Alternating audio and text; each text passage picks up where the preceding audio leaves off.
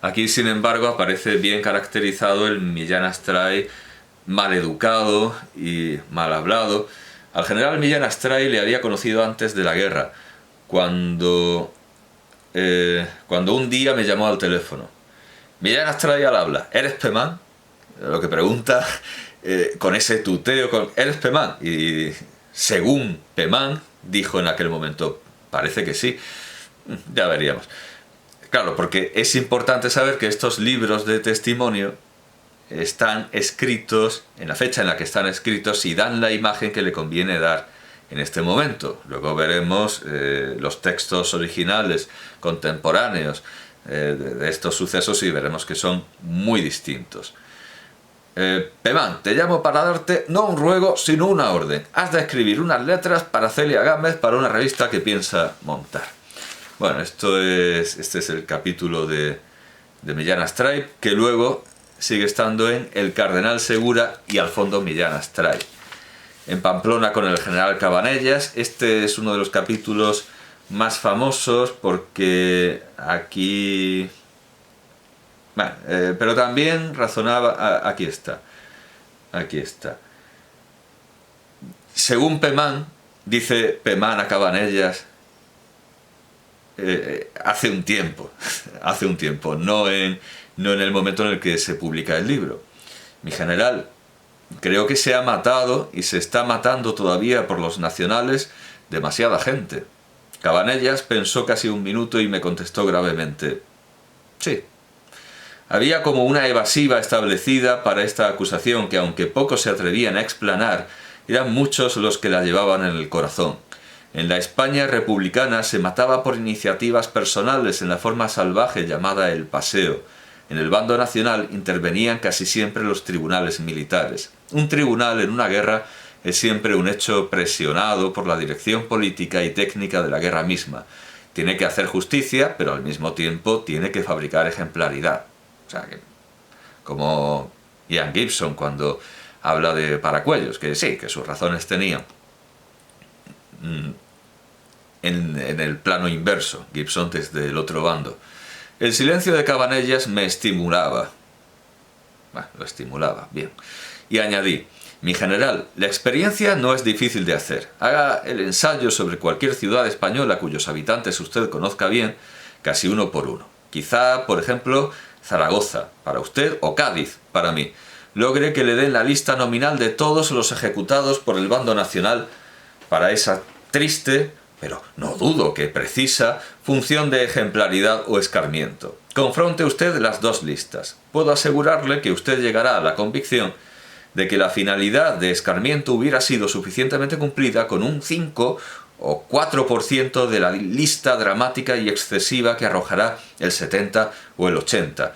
No dudo que razonan de buena fe los que creen necesario ese exceso o rutina sangrienta, pero también razonan de buena fe y en buena parte Bernanos en las páginas inamistosas de sus cementerios bajo la luna, o Hemingway en Por quién doblan las campanas. Divagamos un rato más sobre el tema doloroso y bueno, parece que Cabanellas dice que la idea de normalidad es muy difícil de arrancar de la mente humana. Aquel a quien se le cierran tras las espaldas las puertas de una cárcel o un castillo se agarra angustiosamente a las normas, resistiéndose, pone en cursiva lo de las normas, resistiéndose a entender que dentro de aquel recinto es la anormalidad de una guerra civil lo que impera. En los primeros días del mes de octubre en guerra, Ramiro de Maeztu envió al secretario de la Academia Española, don Julio Casares, una tarjeta manuscrita excusándose de no asistir a la sesión inaugural del nuevo curso, por estar detenido gubernativamente. Por su parte, en Cádiz, el secretario de la Academia Hispanoamericana, detenido en el fuerte de Santa Catalina, me enviaba una tarjeta para que me interesara por él, que creía estar encarcelado exclusivamente por tenencia ilícita de armas, porque en el registro solo le habían encontrado una pistola y él era un hombre conservador del grupo de Miguel Maura. Uno y otro se agarraban a esa normalidad jurídica de la detención gubernativa o la tenencia ilícita de armas. Pocos días después, los dos sucumbieron a la normalidad dramática de la justicia de la guerra. Le falta a Cabanellas acuñar el concepto de nueva normalidad, que tenemos desde hace una pandemia. La pandemia anterior a esta pandemia, ya tenía esa idea de que la anormalidad se llama nueva normalidad. Después tiene los almuerzos con el general Queipo de Llano. Ah, perdón, he confundido a Millán Astray con... perdón, claro, naturalmente todo el mundo podrá haberse dado cuenta de... Perdón, claro, no, todo lo contrario. Millán Astray y Franco eran uña y carne. Espero que esto no se haya visto interrumpido por el corte y entonces... No, claro, ha sido un lapsus, Con quien se estaba metiendo Franco por sus discursos desde Radio Sevilla era con Queipo de Llano, por supuesto, y a quien Franco detestaba era a Queipo de Llano, y sin embargo para Pemanes es una especie de Demóstenes que usa giros populares. Pero es que, claro, Millán Astray tampoco es que sea una persona de exquisitas formas y modales. Pero claro, el general Queipo de Llano ante un micrófono es un asno rebuznante, es un tipo que deja a Goebbels a la altura, sí, de Demóstenes. Sería Demóstenes Goebbels y no Queipo de Llano, que es un animal hablando y dice barbaridades que son absolutamente intragables e insoportables y vergonzosas para el propio bando nacional. Bueno, perdón por el lapsus. Bueno, almuerzos de embajadores, y aquí vuelve a intentar distanciarse del fascismo. Pone el ejemplo de los embajadores, aquí está, vamos a ver, al final. Por a unos fanáticos embajadores alemanes. Fue un almuerzo melancólico, desengaño de ilusiones y cultivo de esperanzas fantásticas por parte de ella. O sea, se está perdiendo la guerra. ¿Por qué no se queda en España? Se repuso como un alabardero de esos que en los desfiles o cubriendo firmes una carrera caen de pronto vencidos por la lipotimia y al instante vuelven a estar firmes en la formación. Vuelvo mañana mismo a Berlín. ¿Con qué plan? Con el plan de estar cerca del Führer. Ya tengo convenido con mi marido que si Hitler muere o es derrotado, nos suicidaremos, el matrimonio y los hijos. Era el desenlace, dice Pemán, previsto del sermón del Zaratustra nietzscheano. Eliminar la razón, el amor, la fraternidad de las razas. Era un modo... Quedémonos con esto. La fraternidad de las razas. Satiriza no porque es todo muy solemne y trágico, critica a los nazis por su fanatismo y por eliminar la fraternidad de las razas. Y la razón, el amor. Era un modo de suicidarse arrojando pedazo a pedazo de la civilización a los puercos. El matrimonio von Faupel, que cumplió su programa y se suicidó con sus 6 hijos el mismo día que lo hizo toda la familia Goebbels, sería un incidente privado de una catástrofe planetaria. Bueno, después el más divertido primer almuerzo en el Madrid liberado, almuerzos en Roma, con don Jacinto, no se refiere a Jacinto Grau, se refiere a Jacinto Benavente, que es otro que, en fin, adelanto, bueno, no adelanto el resumen de la obra. De momento estamos en la parte histórica. Esto es importante como testimonio histórico. Almuerzos académicos, con selecciones del Reader's Digest, almuerzos cerebrales. Aquí hace una compilación, pero vamos, está Julio Casares, Paces en la Paz. Si hubiera un índice, desde luego hubiera sido mucho más fluido todo esto.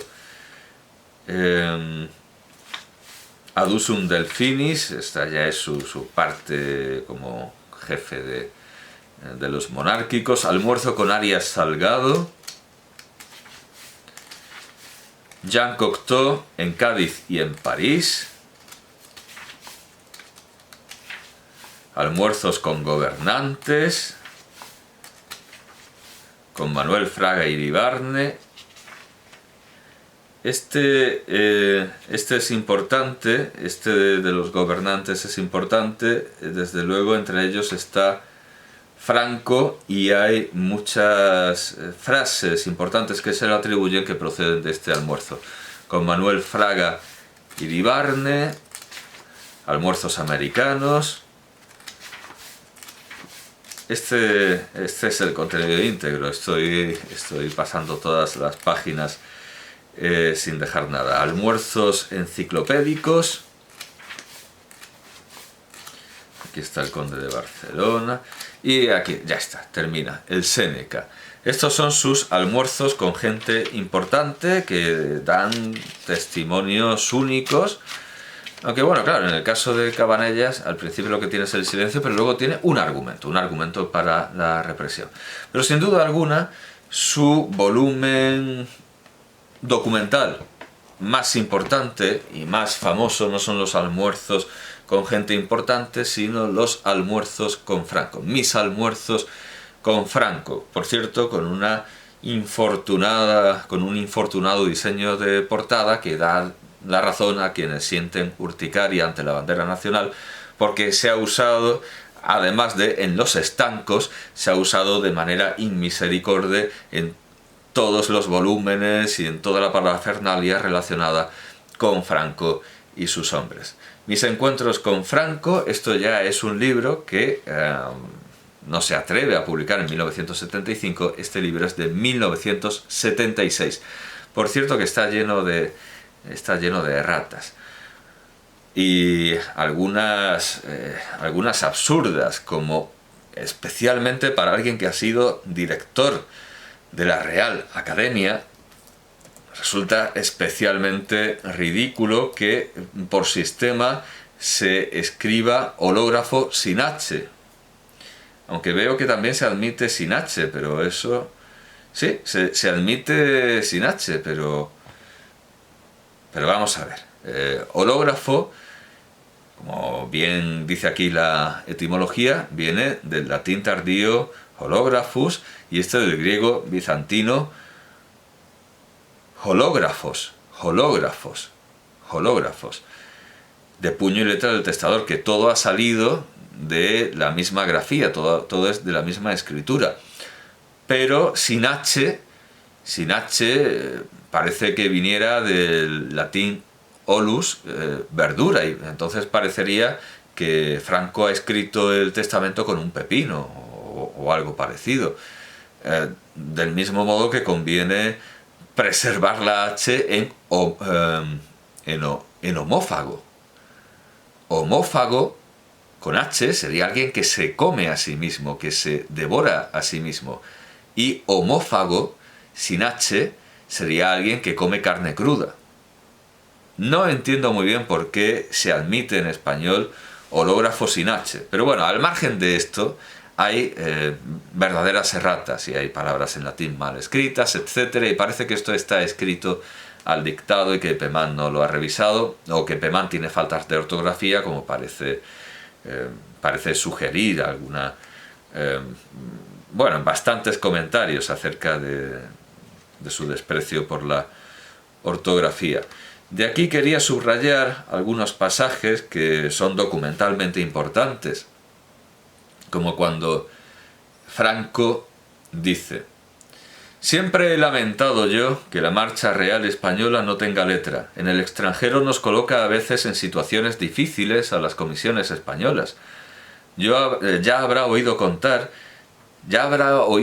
es decir, que es una anécdota, la cuenta Franco, y Pemán nos da el testimonio de que es una anécdota que Franco conoce y le divierte, y además la cuenta. Yo la oí a través de José Guillermo García Valdecasas. Se ve que es algo que sabía toda España. Entiendo que es una anécdota verdadera y que fue muy celebrada. Nadie la vio como ofensiva, ni todo el mundo la vio como algo muy divertido», dice Franco. «Ya habrá oído contar el recurso por donde se escabulló aquel almirante en el Japón, en el banquete de despedida de las varias escuadras que habían concurrido a unas grandes maniobras navales. Los marinos de cada país Al final del banquete se ponían en pie con la copa en la mano y cantaban su himno nacional o su canción militar. Llegando el turno a España, el almirante se puso en pie y arremetió con el corazón santo, tú reinarás.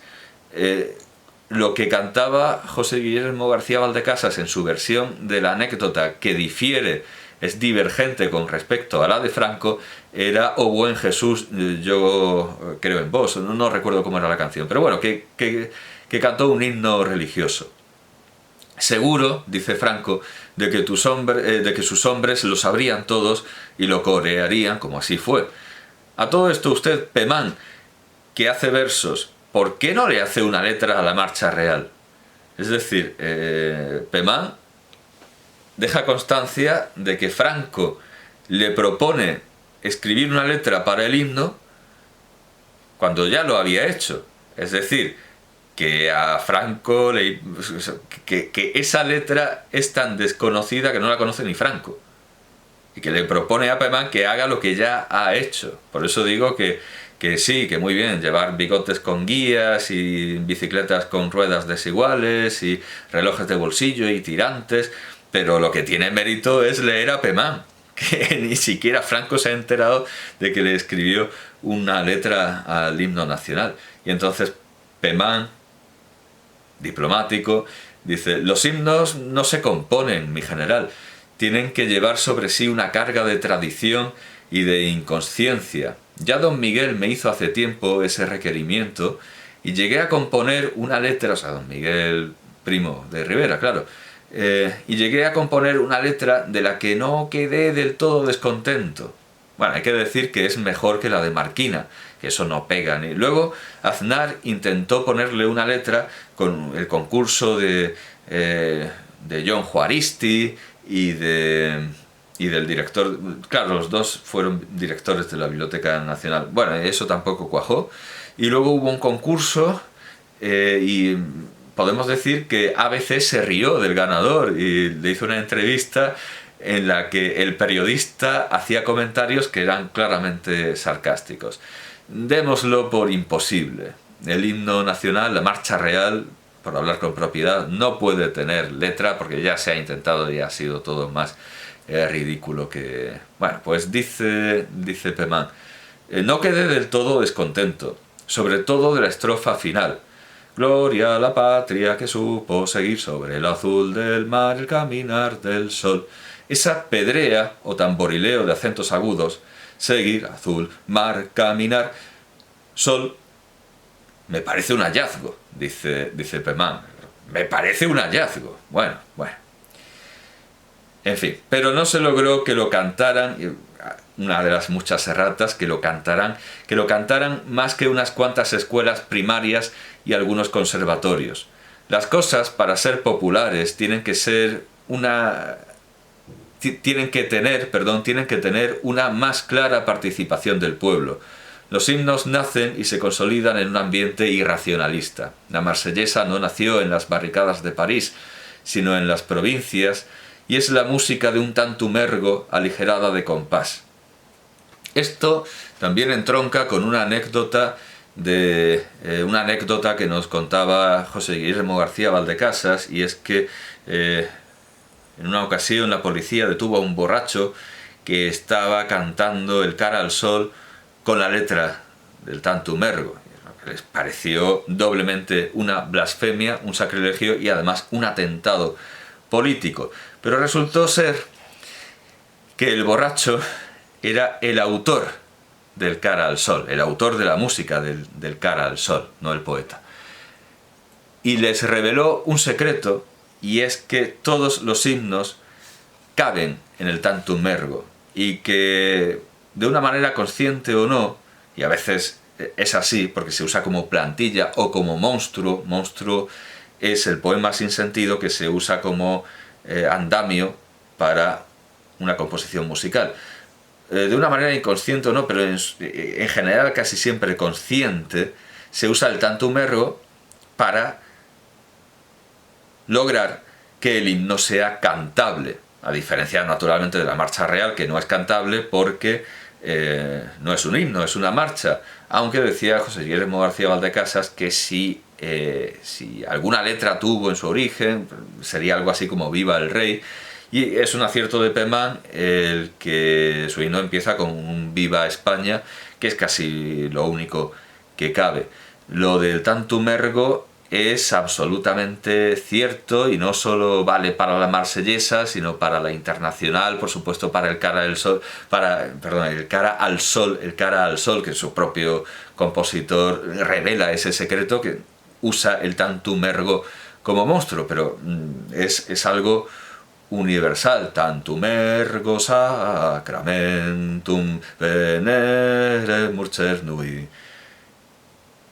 Tantum ergo sacramentum venere cernui. Es algo universal. El Tantum ergo como monstruo. Así que digamos que aquí hay una anécdota grisalla, una anécdota que no está enteramente perfilada, pero que, bueno, se ve en la sombra. Otro pasaje que había subrayado de este libro de documentos es... Vamos a ver. Sí. Sí, Franco y el cine. También es dato para este examen y diagnóstico mi asistencia al despacho de El Pardo a una audiencia pedida por productores cinematográficos. Recorro la cronología como ve el lector hacia arriba o hacia abajo, más preocupado por agrupar. Está haciendo una especie de análisis mental, psicológico de Franco. Recuerdos coherentes según su tema y contenido que en seguir un riguroso orden de almanaque. La audiencia se había pedido por los cineastas para exponerle no sé qué líos económicos que en aquellos días pleiteaban el cine con la Sociedad General de Autores. El general escuchó todo el alegato con interés y cortesía, según su educada costumbre dialéctica, y contestó con preguntas anecdóticas, según su costumbre contenciosa. ¿Por qué se proyectaban tantas películas americanas?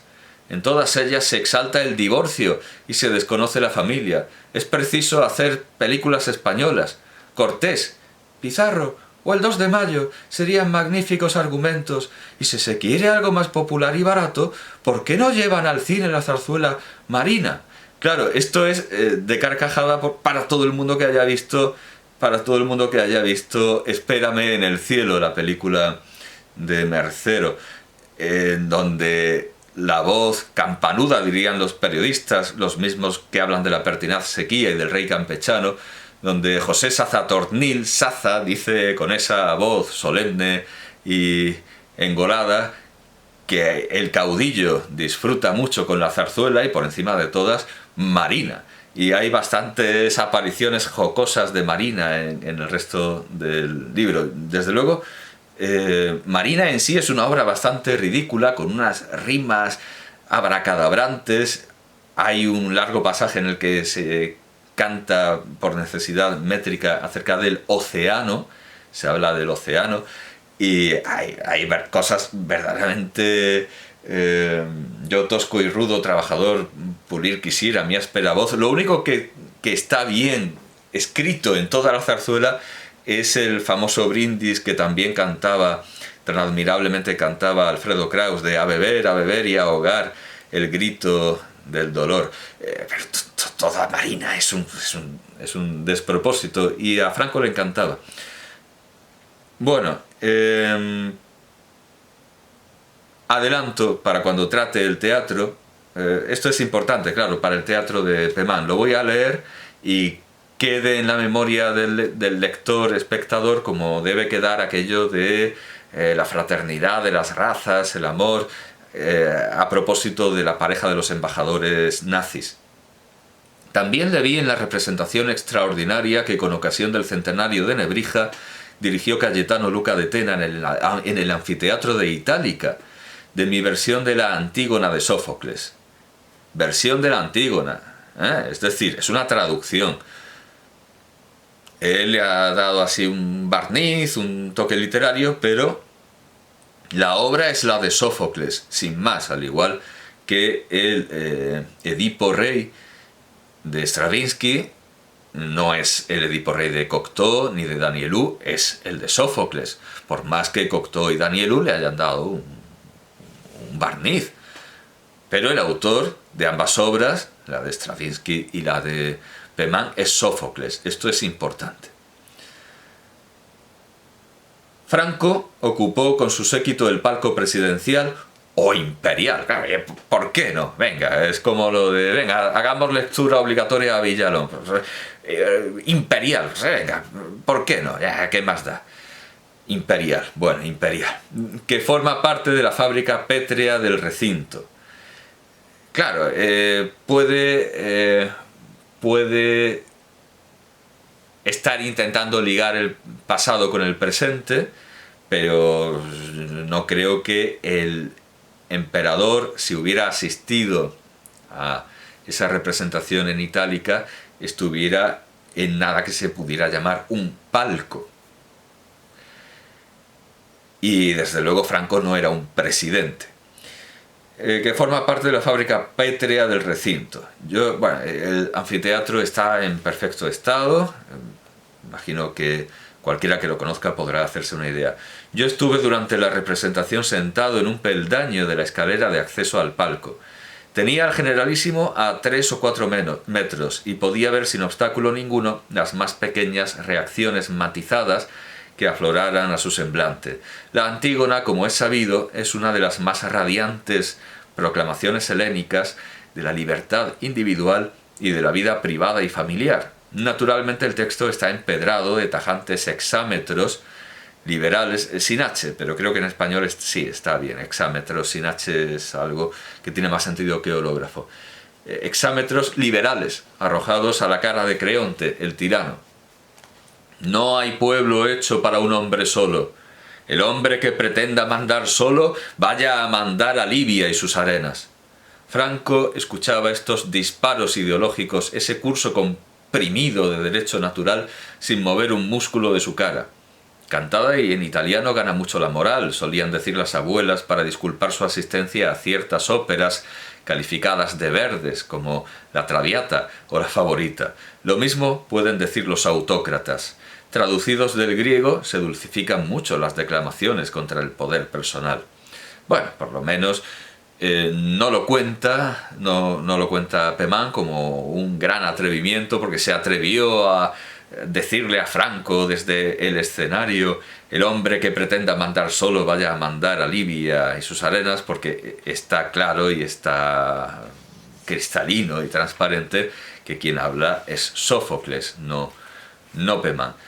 ¿Qué más había subrayado? Ah, sí, bueno, una anécdota que en realidad no tiene ningún mérito de Pemán y es todo de Franco, y es algo que, citando a Dors,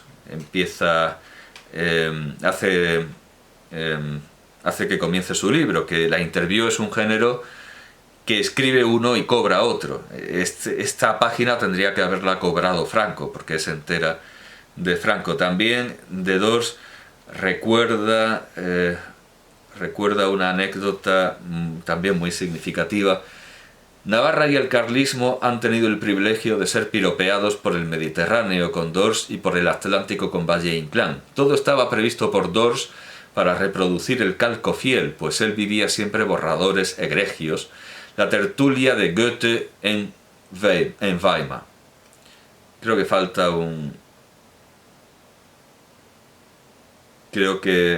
un D.